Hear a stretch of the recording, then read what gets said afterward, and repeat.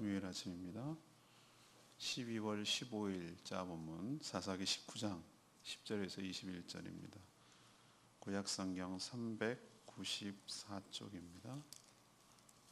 394쪽 사사기 19장 10절에서 21절까지 말씀 교독하겠습니다. 그 사람이 다시 밤을 지내고자 하지 아니하여 일어나서 떠나 여부스 맞은편에 이르렀으니 여부스는 곧 예루살렘이라.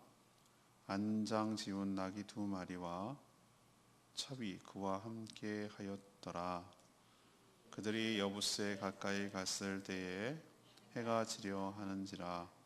종이 주인에게 이르되 청하건대 우리가 돌이켜 여부스 사람의 이 성읍에 들어가서 유숙하십시다 하니, 주인이 그에게 이르되 우리가 돌이켜 이스라엘 자손에게 속하지 아니한 이방 사람의 성읍에 들어갈 것이 아니니 기브아로 나아가리라 하고, 또 그 종에게 이르되 우리가 기브아나 라마 중 한 곳에 가서 거기서 유숙하자 하고 모두 앞으로 나아가더니 베냐민에 속한 기브아에 가까이 이르러 해가 진지라. 기브아에 가서 유숙하려고 그리로 돌아 들어가서 성읍 넓은 거리에 앉아 있으나 그를 집으로 영접하여 유숙하게 하는 자가 없었더라.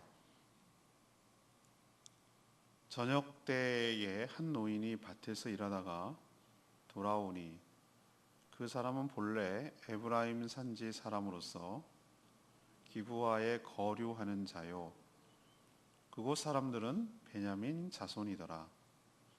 노인이 들어 성읍 넓은 거리에 나그네가 있는 것을 본지라.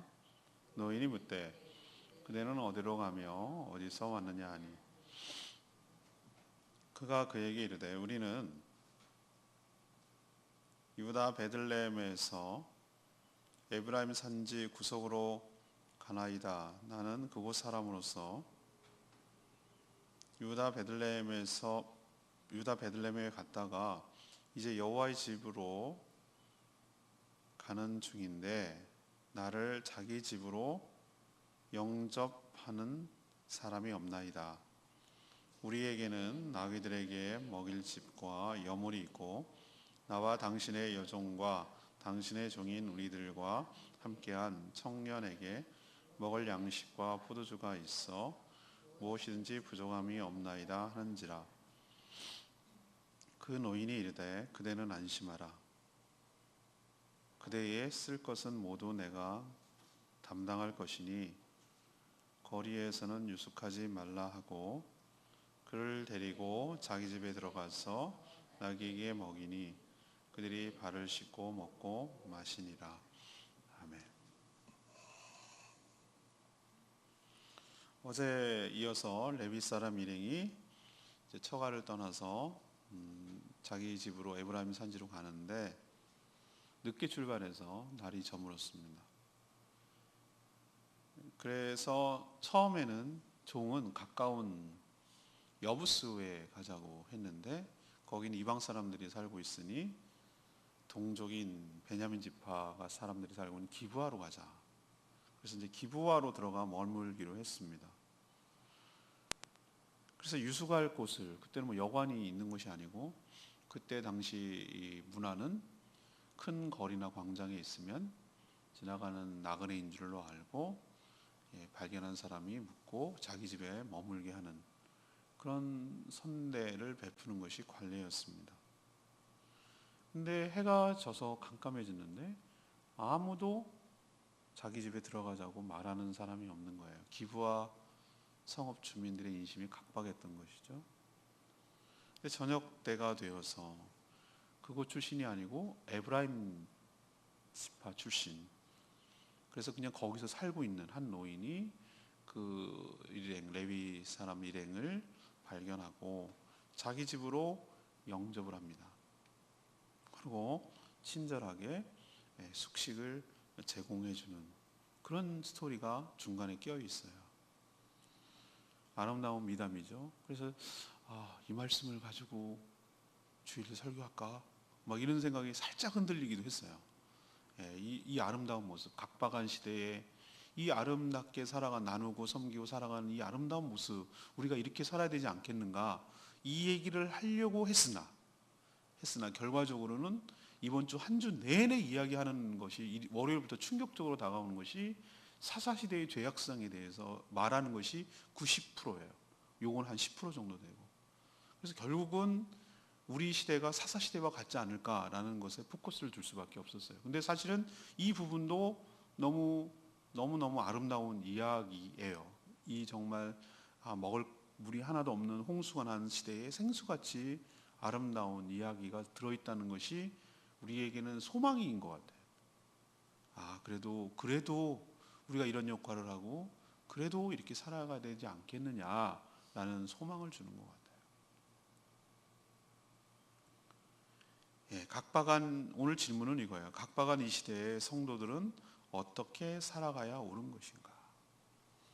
각박한 이 시대의 성도들은 어떻게 살아가야 옳은 것인가?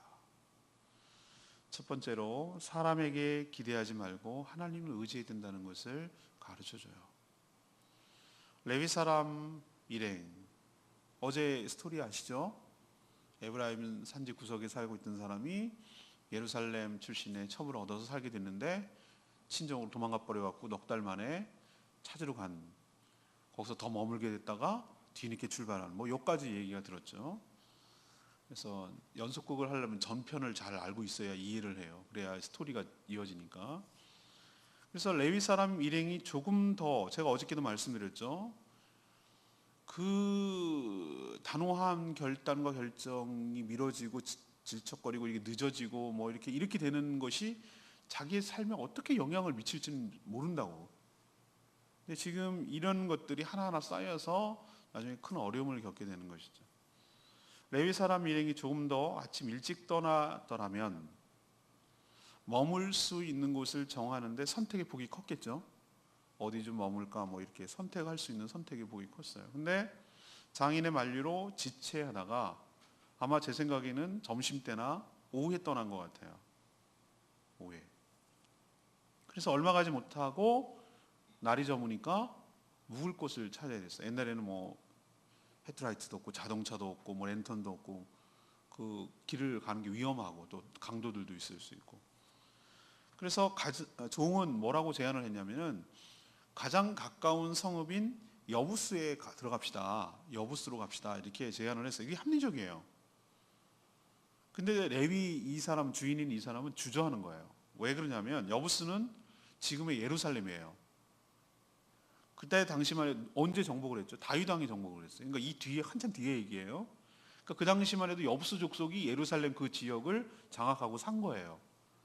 그러니까 거기 근처라는 걸 알 수 있겠죠. 근데 거기 못 들어간 거예요. 그러니까 마음이 찝찝한 거예요. 근데 이미 섞여서 살았기 때문에 거기 가도 누군가는 했을 건데 그래도 마음이 불편한 거예요, 레위인은. 그래서 거기 가지 말고 더 가자. 좀 더 가자. 그래서 무리해가지고 이미 떠나가지고 예루살렘에서 떠나서 베들레헴에 떠나서 예루살렘까지 오는데 거의 한 10km가 소모가 됐으니까 10km면은 걸어서 가려면 꽤 먼 거리잖아요. 근데 또 10km를 더 가야 되는 거예요. 그래서 베냐민 지파가 살고 있는 기브아라는 성읍으로 이제 돌아서 가게 됐던 거예요.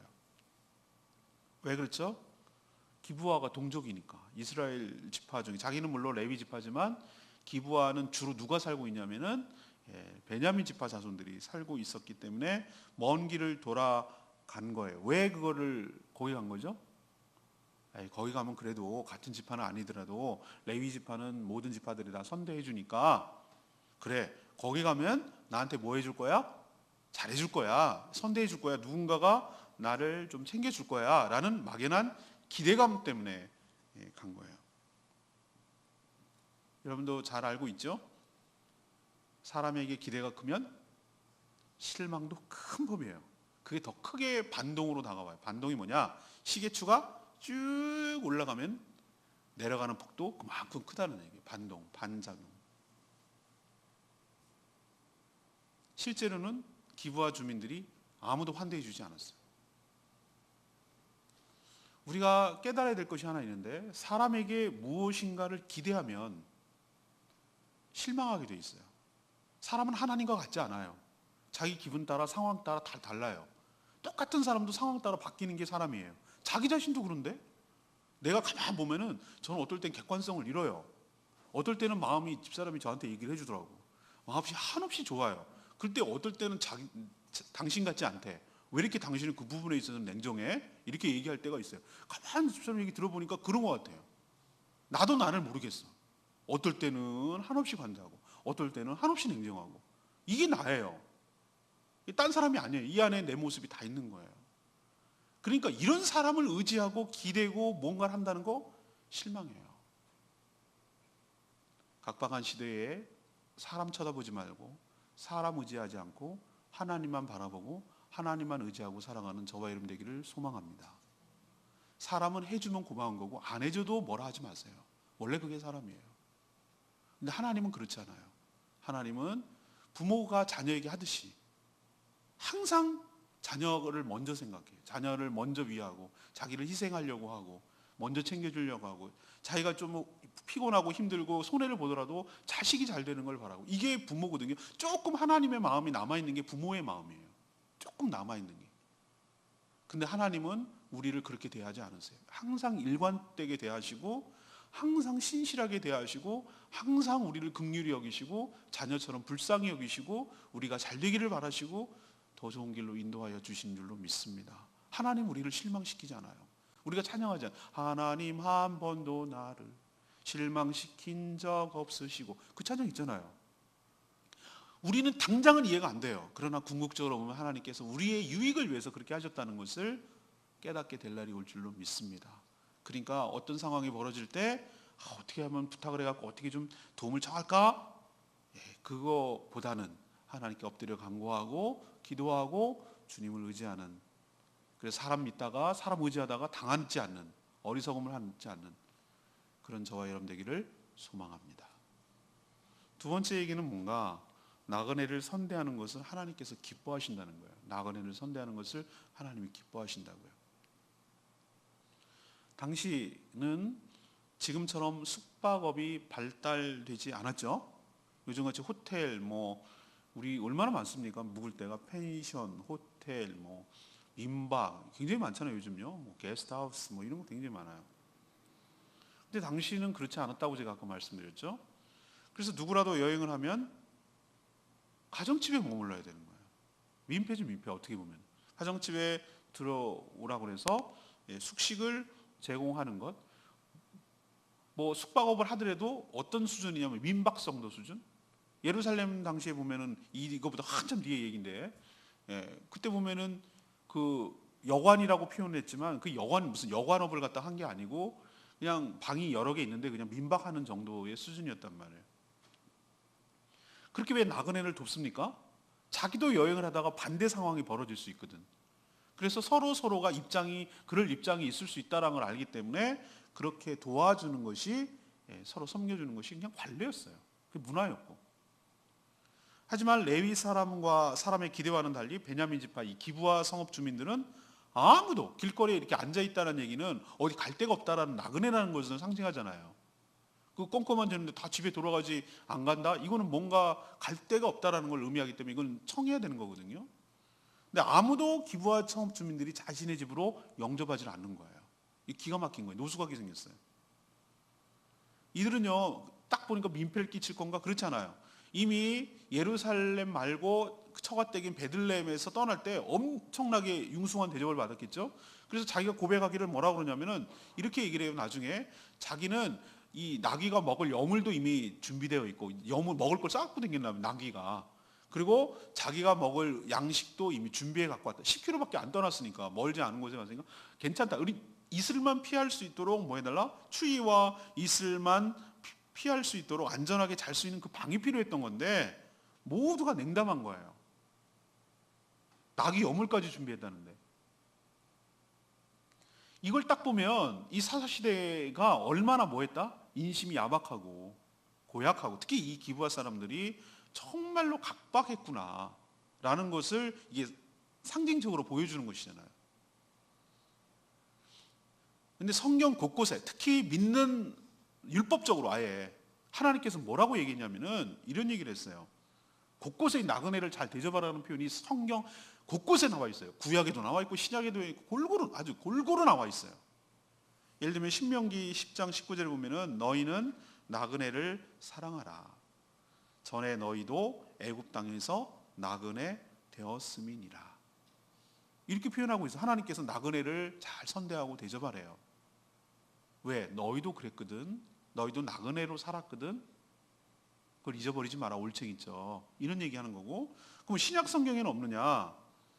디도서 1장 8절에 보면 뭐라고 하냐면 오직 나그네를 대접하며 선행을 좋아하며 뭐 이런 표현이 있어요. 이게 직분자의 이제 자격 조건 중에 하나예요. 나그네를 잘 대접하며 이런 조건이 하나 있어요.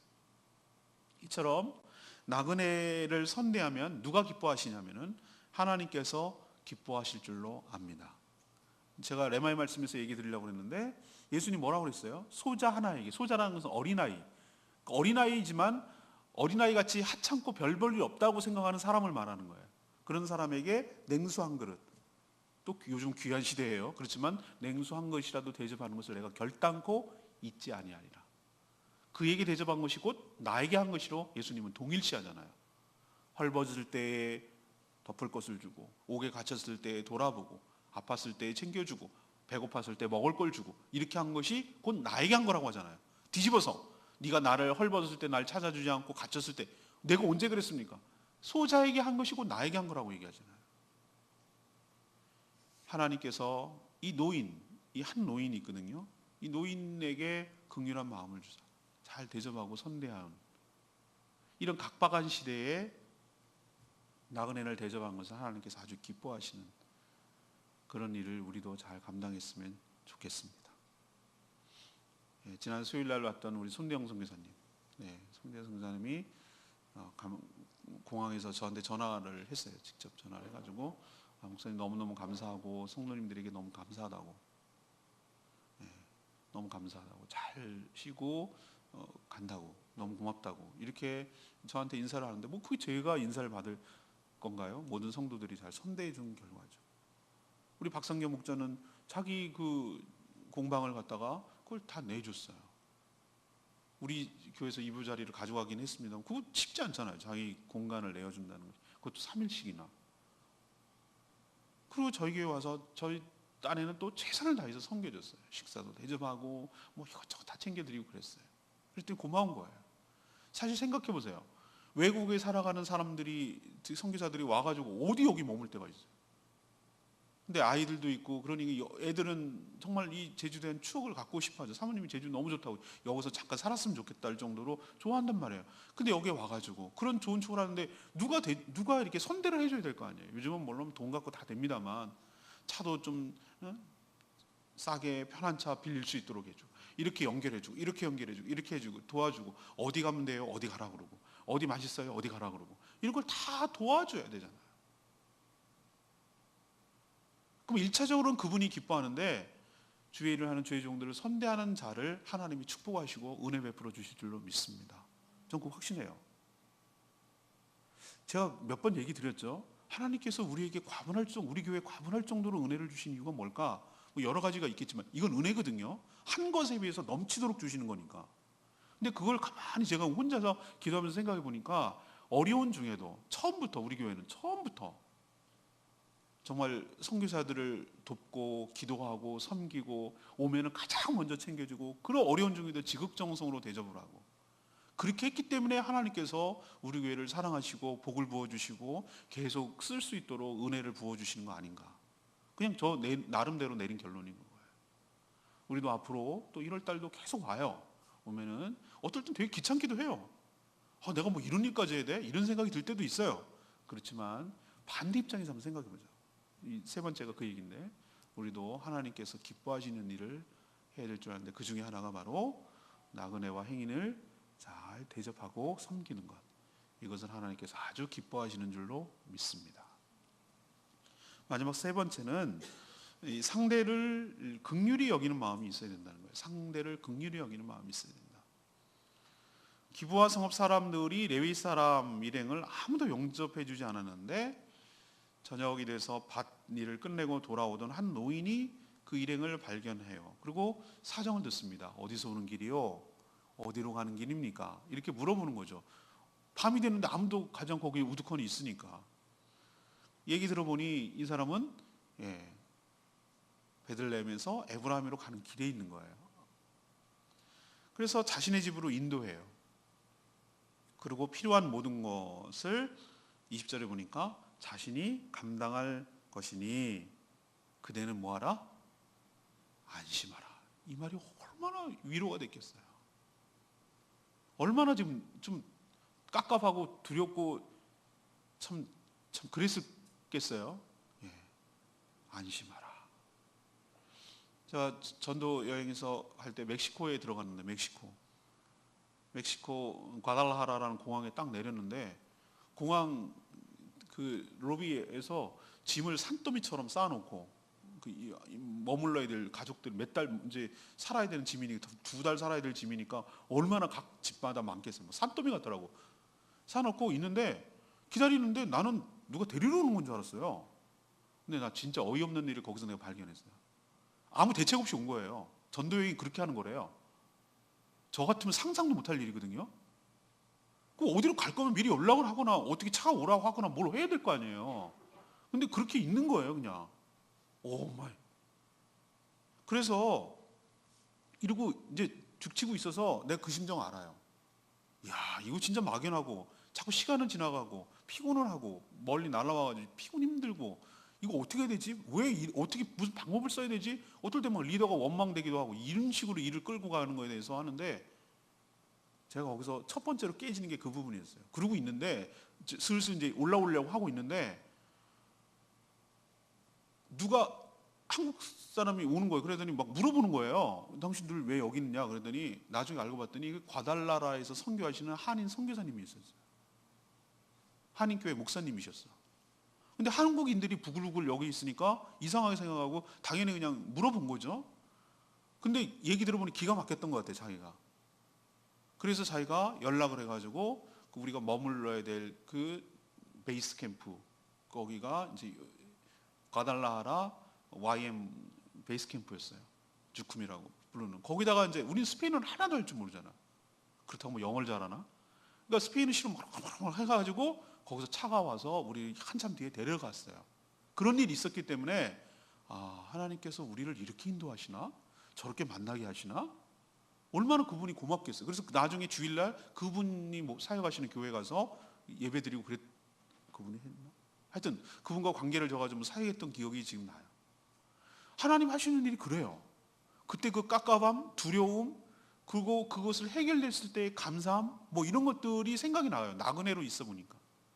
이 사람이 그랬을 것 같아요. 레위 사람이 느꼈을 때 그 안도감, 그리고 그 노인이 해줬을 때 그 친절함, 선대가 얼마나 고마웠겠나 이런 생각이 드는 거죠.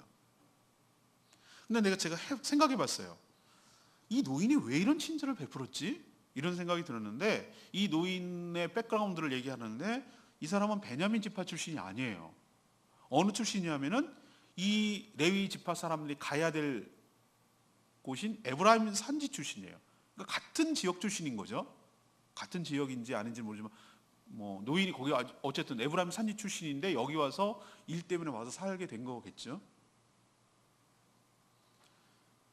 자기도 기브아에서 살긴 살지만 나그네 출신이잖아요. 우리도 한자 사자성어에 동병상련이라는 말이 있어요. 동병상련. 비슷한 병을 겪어본 사람이 그 아픔을 안다고. 같은 처지에 있었던, 비슷한 처지에 있었던 사람을 더 그 마음을 헤아리는 것이고 마음이 가는 법이죠. 레위 일행은 어르신 걱정하지 마십시오. 우리가 다 먹을 게 있습니다.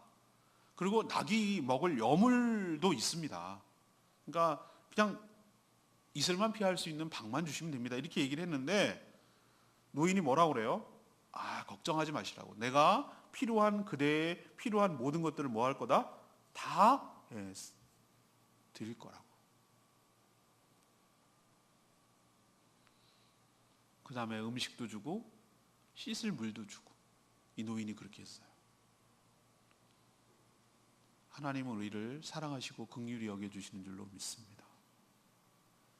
하나님께서 사람을 보내셔서 그 긍휼함을 베풀도록 은혜를 주시는 줄로 믿습니다. 그렇다면 우리도 다른 사람, 우리의 도움을 필요로 하는 사람들을 긍휼히 여기며 섬기고 베푸는 것이, 나누는 것이 마땅한 태도일 줄로 믿습니다.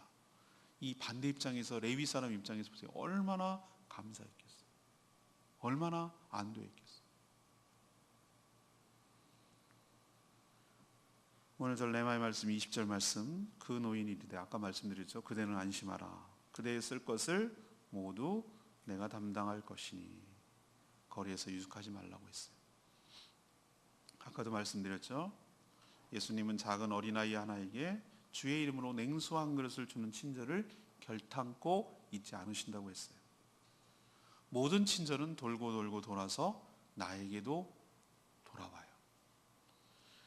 그러면 우리가 사는 이 세상이 좀 더 따뜻하고 풍요롭고 풍성한 그런 사회가 되지 않을까요?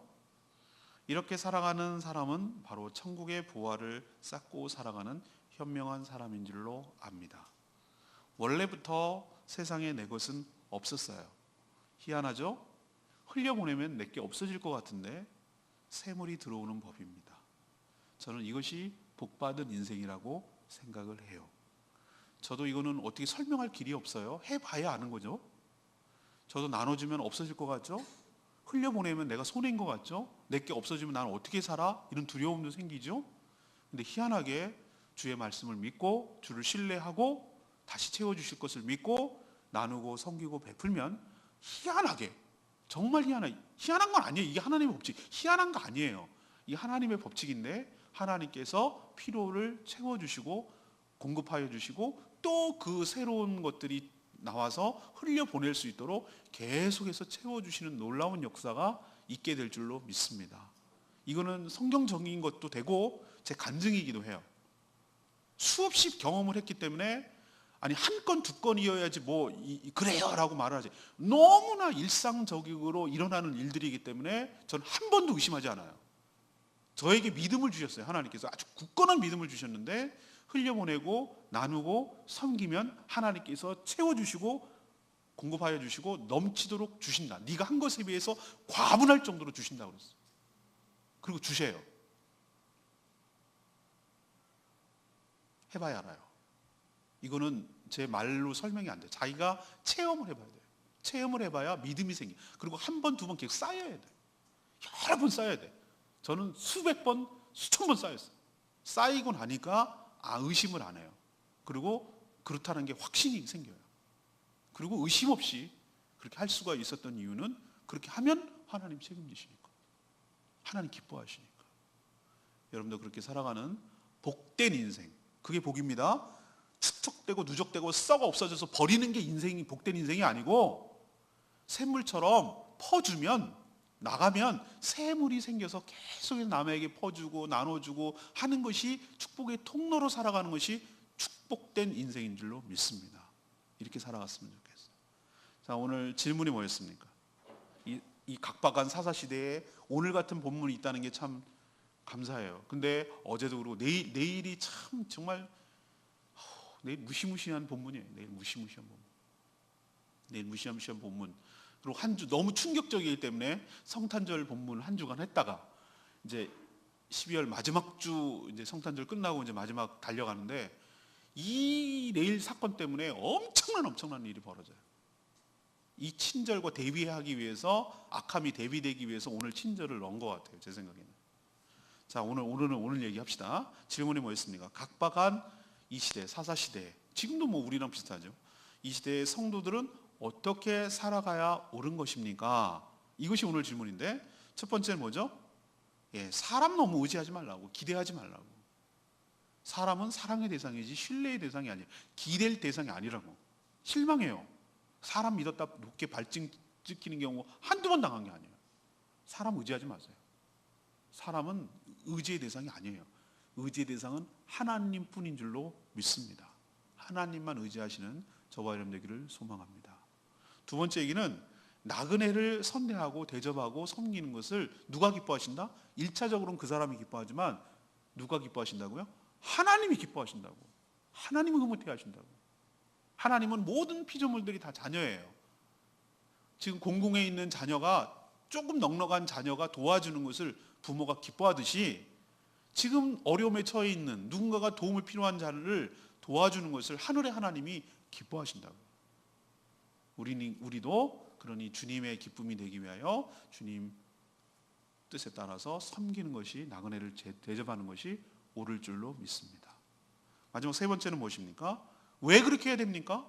하나님이 우리를 긍휼히 여겨주시기 때문에. 우리도 상대를 뭐 해야 된다고요? 불쌍히 여기는 마음이 있어야 되는 거예요. 긍휼히 여기는 마음이 있어야 돼요. 내가 저 사람 얻어갖고 해가지고 잘 해가지고 뭘 얻어야지, 그런 마음이 아니라, 뭐 기브 앤 테이크 개념이 아니라, 너 얼마 줬으니 나 얼마 줘, 이런 개념이 아니라 긍휼한 마음이 바탕이 돼야 된다. 베이스에 깔려 있어야 된다. 불쌍히 여기는 마음. 안 도와주면 어떡해? 안 도와주면 어떡할 건데? 우리 손대웅 성사님 이 제주도에 왔는데 안 도와주면 어떡할 건데? 하나부터 열까지 다 자기가 해야 되는, 어디를 어떻게 뭘 해야 될지 모르는데. 친절하게, 차는요 어느 렌트카 연락해 보세요. 제가 연락해 드릴게요. 주선. 숙소는요, 감사하게도 이렇게 좋은 분이 있었어요. 거기 한번 연락해 보세요. 연락. 식사는요 거기 가면은 거기 가세요. 어디 가냐고, 애들 데리고 거기 가면 좋겠어요. 날씨 추우니까 거기 가면 좋겠어요. 오늘 저녁에 오세요. 제가 식사 대접 해줄게요. 뭐 드실래요? 귤 싸가세요. 갈 때 귤. 아시겠죠? 이런 긍휼한 마음이 있을 때, 뭘 기대하지 말고 긍휼한 마음이 있을 때 하나님이 우리를 긍휼히 여겨주실 줄로 믿습니다. 오늘 말씀 붙들고 아까 불렀던 799장 찬양 부르고 기도하겠습니다.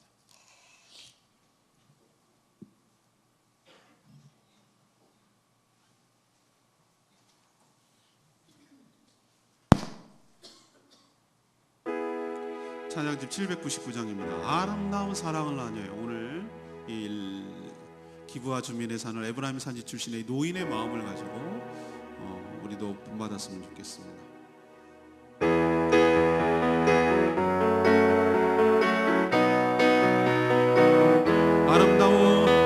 아름다운 사랑을 나눠요. 주님의 사랑이 우리 모두 사랑을 나눠요.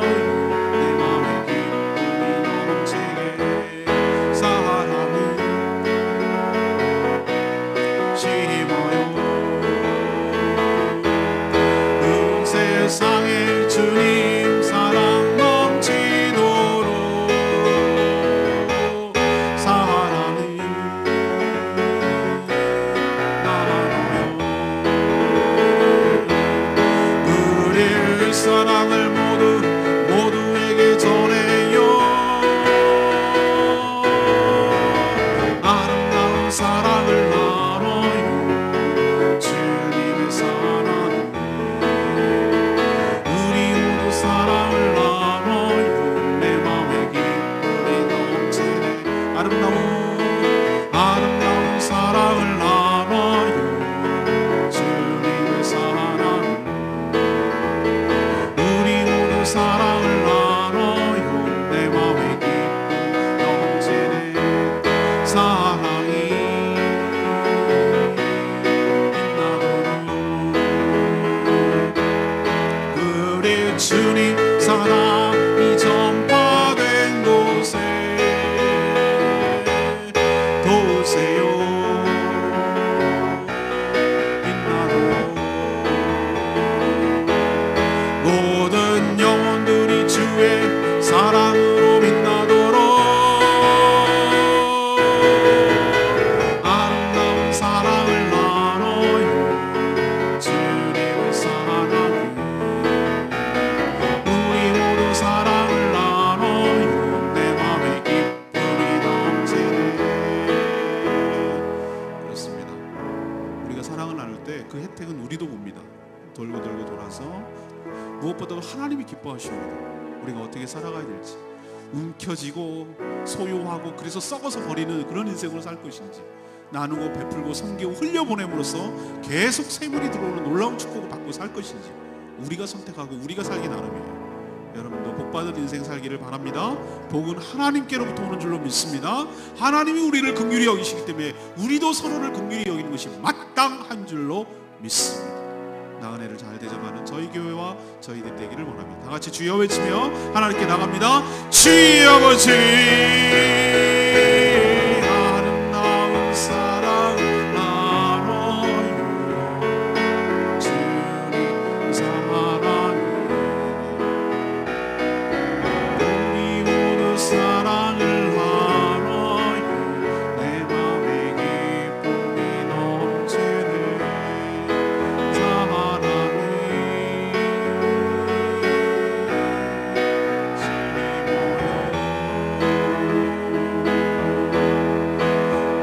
세상에 주님 사랑 넘치도록 사랑이 나눠요. 우리 이 사랑을 모두에게 전해요.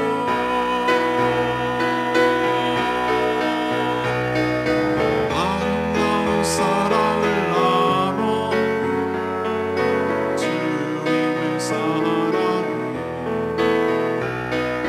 우리 모두 사랑을 나눠요. 내 맘에 기쁨이 넘치네.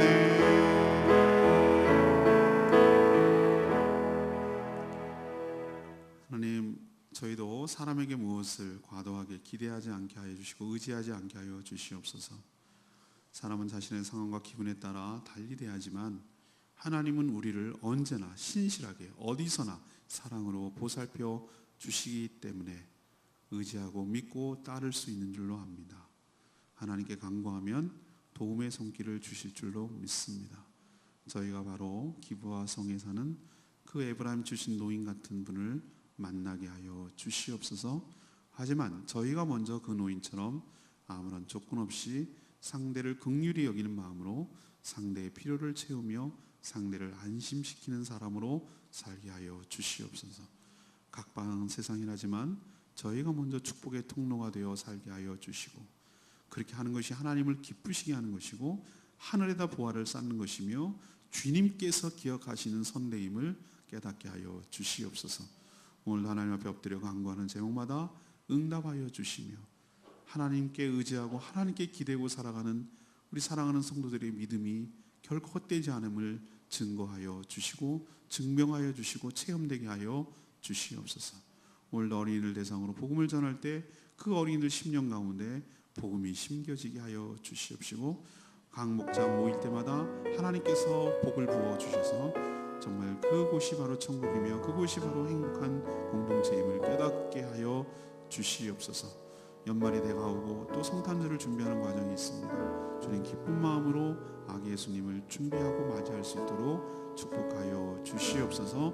오늘도 마땅히 해야 될 여러 가지 것들 기쁜 마음으로 잘 섬기는 저희들 되기를 원하옵고 예수 그리스도의 이름으로 축복하며 기도합니다.